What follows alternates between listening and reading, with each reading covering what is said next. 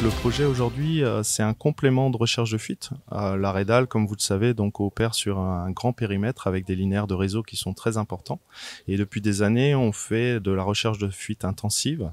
Mais les outils qu'on peut utiliser, que ce soit de la sectorisation, donc c'est-à-dire connaître les volumes qu'on injecte dans un secteur et suivre cette évolution pour permettre d'aller plus vite sur une détection de fuite, ces outils-là en fait sont basés sur de l'acoustique et sont assez coûteux. C'est des technologies qui sont efficaces, mais on voit des limites sur certains types de conduites, donc par rapport à leurs matériaux, par rapport à la profondeur de la conduite. Et donc dans ce cadre-là, on avait demandé un support de notre groupe Veolia donc en France, et on a appris que donc il y avait une méthode de recherche de fuite canine qui était en cours de déploiement. Et donc aujourd'hui, on a donc fait appel à l'équipe pour venir au Maroc et nous faire une démonstration de l'outil et quels sont les avantages et les inconvénients de ça. Donc on a passé une semaine avec eux. Donc le principe c'est quoi? C'est qu'un chien détecte l'odeur du chlore. Vu que le réseau a du chlore inhérent, on injecte du chlore dans le réseau pour justement la partie protection qualité de l'eau. Et donc le chien étant très sensible, en fait, en le faisant passer sur la conduite, il va détecter et s'arrêter, comme marquer un explosif ou autre lorsque vous faites au niveau des interventions cynophiles qu'il peut y avoir. C'est le même principe, il passe sur le réseau, au moment où il détecte l'odeur du chlore, il va se poser, il va gratter, il y a 3 chiens, donc ils ont chacun leur façon de faire. Et donc voilà, l'approche est là. Donc pour nous, ça permet de compléter notre gamme de détection de fuite. Et on peut donc sur cette approche-là valider potentiellement un renouvellement de cette approche, continuer dans cette méthode.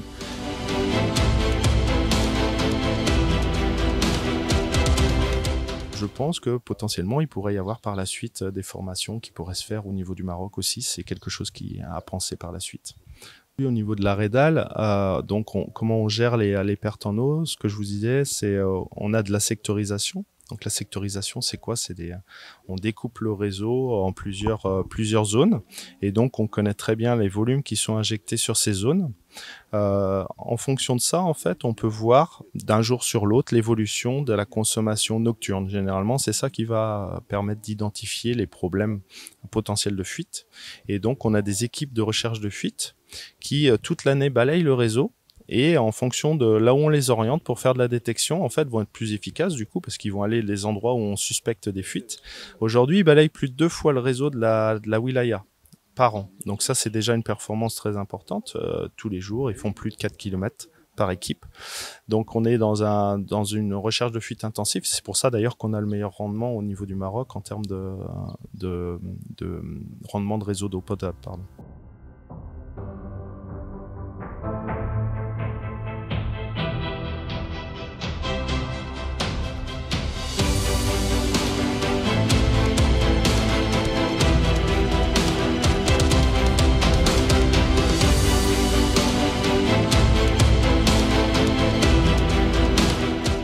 Que l'eau arrive dans des bonnes conditions sanitaires chez les usagers, on utilise du chlore pour la désinfection. Et le chlore, même nous, on peut un peu le sentir parfois. Pour les chiens, c'est une odeur très très marquée. Donc au niveau d'une fuite, vous avez de l'eau qui sort, et le chlore sort avec l'eau, et c'est cette odeur que les chiens vont chercher. Donc en fait, et au départ, on a vérifié que cette odeur pouvait être marquée par les chiens, on a validé. Ensuite, on a trouvé des fuites qu'on connaissait et on a amené les chiens dessus pour vérifier qu'ils marquaient bien, et ça a été aussi validé. Et maintenant, on est vraiment sur une phase où les chiens recherchent ces fuites sur les réseaux. Donc ce qu'ils cherchent, c'est l'odeur du chlore, ils les associent à leur jouet. Et quand ils la trouvent et qu'ils marquent une fuite, ils sont récompensés par leur jouet. Donc ils ont le droit de jouer un petit peu. Si on s'arrête pour une recherche. Et si on fait plusieurs recherches, on appelle ça relancer le chien, c'est-à-dire qu'il marque, il a le droit à une petite récompense, un petit biscuit, une petite chose comme ça, et il continue à travailler. Et au bout de 2 kilomètres, par exemple, pour le féliciter d'avoir bien travaillé. Là, on a passé une semaine avec la Redal pour voir sur leur réseau. Ils nous ont préparé plein de cas d'études. Il faut encore qu'on étudie comment ça a fonctionné, que les chercheurs de fuite traditionnels, les chercheurs de la Redal, qui sont très bons, aillent valider les points que les chiens ont marqués, et que les travaux nous montrent ce qui s'est passé. C'est-à-dire que on ne peut pas encore savoir aujourd'hui si là où les chiens ont marqué, toutes les fuites sont bien là. Donc on va vérifier que ça fonctionne bien ici. Et après, ce sera une discussion entre la Redal et Veolia pour avoir cette prestation. Et si le volume est suffisant, on peut même imaginer un jour avoir ce service localement. C'est encore en discussion. Le budget, c'est un peu compliqué à dire. Aujourd'hui, on est en phase de contractualisation avec nos partenaires cynotechniciens. Donc c'est pas vraiment un sujet dont on peut parler. Au Maroc, je maîtrise pas assez bien le sujet. Je sais que la Redal a le meilleur rendement du pays. Et que moi, je suis les grands contrats de distribution d'eau Veolia dans le monde.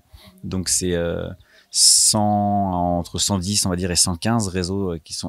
La Redal est très très bien dans les meilleurs de nos réseaux. Donc ça, je sais qu'en performance, ils sont très bons. Sur le coût exact et les volumes, il faudra demander aux gens de la Redal plutôt.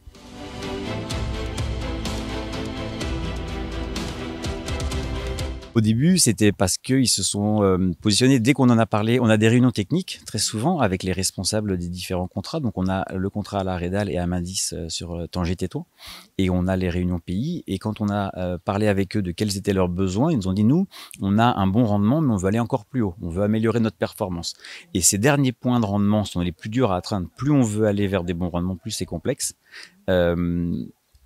On leur a dit, bah voilà, on a des nouvelles techniques, on a ça, on a ça, on a ça. Ils ont fait, bah nous, quand la technique des chiens fera ses preuves, on sera preneur d'un essai chez nous pour voir sur nos réseaux si ça fonctionne. Et on est le premier, c'est la première fois qu'on part, la première fois que les chiens prennent l'avion.